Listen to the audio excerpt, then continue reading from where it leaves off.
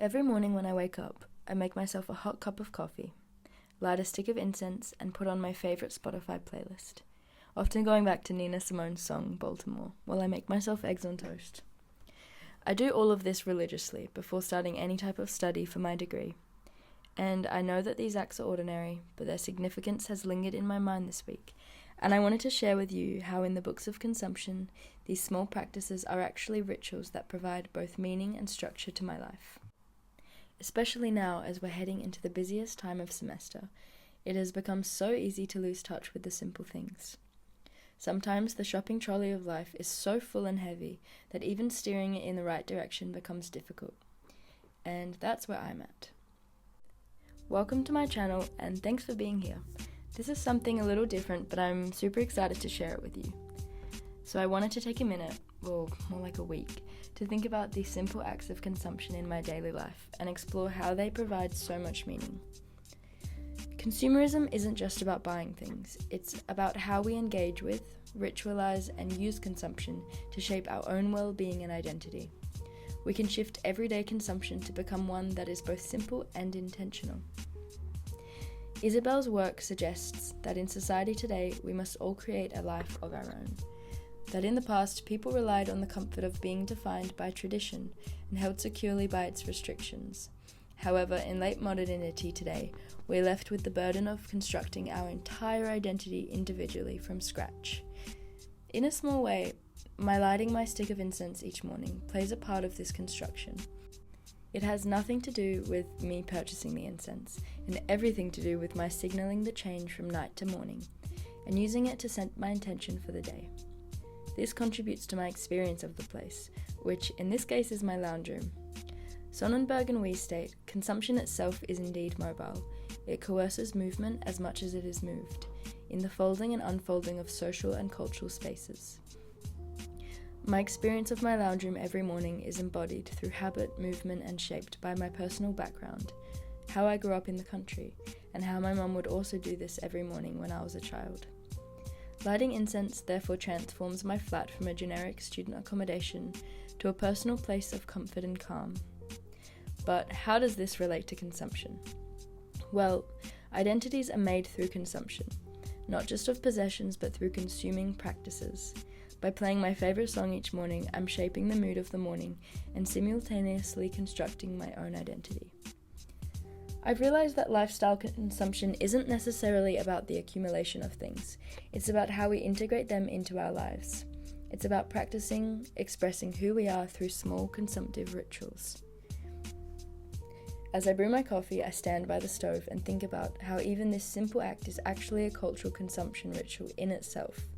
That for me, holds strong meaning of comfort, productivity, and, I can't lie, probably addiction.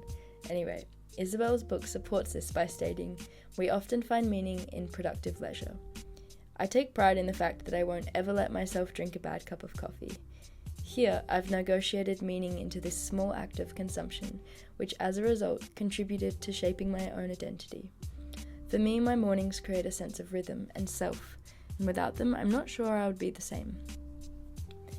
This is a common sense understanding of consumerism, acknowledging that it is so ingrained deep in every corner of my life that being aware of it and intentional is non-negotiable. I recently attended a yoga class with a respected teacher named Graham Hodges. His class explained the fundamentals of yoga and meditation and left a lasting impact that has stayed with me. After listening to him for 5 hours, I walked out of the center with one sentence burning in my mind. Happiness comes from consuming less. Focus on intention and quality. On a lucky day when classes start late, I like to practice yoga after I finish breakfast. It helps clear my mind and is the closest thing I've been able to get to meditation. Again, an act of consumption. Although not bought, it can be framed by the consumerist wellness culture, one that I happily conform to. The end goal for meditation is to reach a state of samadhi, where Yamashiro's study talks about reducing mental consumption and shifting satisfaction from external stimuli to more stable internal states, such as calm or joy, where these don't rely on outside conditions or things. Yamashiro explores the dopamine reward system in his subject's brain, which are most commonly most commonly activated in response to environmental stimuli, such as money, sex, or any other pleasure source. He then ran these tests during certain states of meditation and found that Haggerty's et al. Subjects seem to be able to stimulate endogenous dopaminergic rewards in the absence of external stimuli. But how does this relate to consumerism?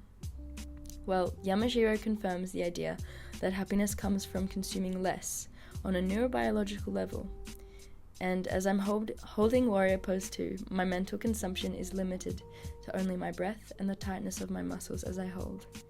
The act of yoga in itself is a consumption of experience and contributes to who I am as a person. This practice feels authentic, and as Sonnenberg and we state, authenticity is born from everyday experiences and connections which are often serendipitous, not from things out there. Unlike the popular idea of consumption that places importance on things that we don't have, marketing strategies will whisper to you, you aren't good enough, you're not attractive enough, you aren't well-traveled enough. But Pine and Gilmore strengthen this point by adding, identity cannot be manufactured through promotional and advertising deceit, or the experience economy. Saying this, my groceries in the fridge are running low, and I need to go to Coles to stock up. As I'm walking through the aisles, I find myself in the same position as everyone else, at the mercy of the strategic marketing layout of the store. Their goal? To maximize our consumption. I walk past 8 different aisles before reaching the item I'm looking for, eggs. And I can't help seeing that Honey Connoisseur ice cream is half price. Of course I put it in my trolley. It's almost like Coles knows my weak spots. Well, it does. I leave the store with everything I need, plus the ice cream, being aware of the negotiation between abundance, things I don't need, and in this case, it's ice cream, and simplicity, only buying what I need, for example, basic groceries. It leaves me with a feeling of satisfaction with my consumption choices today, but this isn't always the case. By this time it's 12 p.m. and I pack my bag, my quinoa salad that I meal prepped, and start the 20-minute walk to class. The topic of tourism is interesting, but the lecture is unengaging, and I can't help but wonder if paying the high tuition fee out of my own pocket is worth it at this point. Is it to learn? Is it for the experience of uni life? Or is it for the piece of paper at the end saying, congratulations, you've completed a Bachelor of Communications? My education is an act of consumption, and therefore is a significant factor that constructs my identity. Bunsen Bennett explored this topic saying, recent evidence suggests that some students have adopted a consumer identity in relation to their higher education, suggesting their motivation for studying is based more on extrinsic desire to obtain well-paid employment after their education than it is on intrinsic desire to learn. On days like this, I feel myself falling into this type of thinking. The lecture is putting me to sleep. At least I know I'll be qualified by the end of this. My consumption of my education feels transactional, where I'm paying with an expectation. However, on days like Tuesday, when I leave class feeling inspired and challenged, my understanding of consumption of education is quite different. It's far more intrinsic, and I engage in a deeper level of learning, and consumption of information becomes the transaction, the experience rather than the end result. When I think of consumption in my day-to-day life, it isn't just the rolling of my shopping trolley through the aisles of Coles, or the ding of my payment going through. It's also the small, ordinary things I do each day. The incense, the coffee, the music, the learning.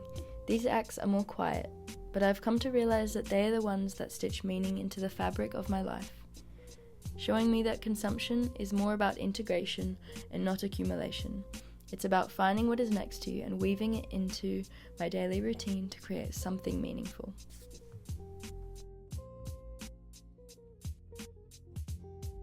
And yes, almost everything we touch comes with a price tag, but the significance lies on how we use these things, how they make us feel, and how they hold value, essentially creating who we are as people.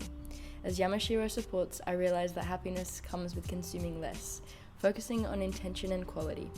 And I try to keep this in mind when I choose my morning activities, when I buy clothes, when I'm shopping in Coles. I consume every single day when I study, Sometimes it's transactional, and other times it feels transformative. During good days, I'm reminded that learning is a consumable experience that both shapes my identity on a deeper level, more than any degree or certificate could ever do. My understanding of consumption in my own life is one of common sense. It's a constant negotiation of abundance and simplicity, of transaction and transformation, and of ritual and meaning. And when it's done intentionally, suddenly that shopping basket doesn't feel so heavy, and your shopping trolley becomes a little easier to steer. So, that's where I'm at with consumption and with my life right now. If you've made it this far, thank you so much for watching. It really means a lot. Don't forget to like and subscribe. Thank you. See you again soon.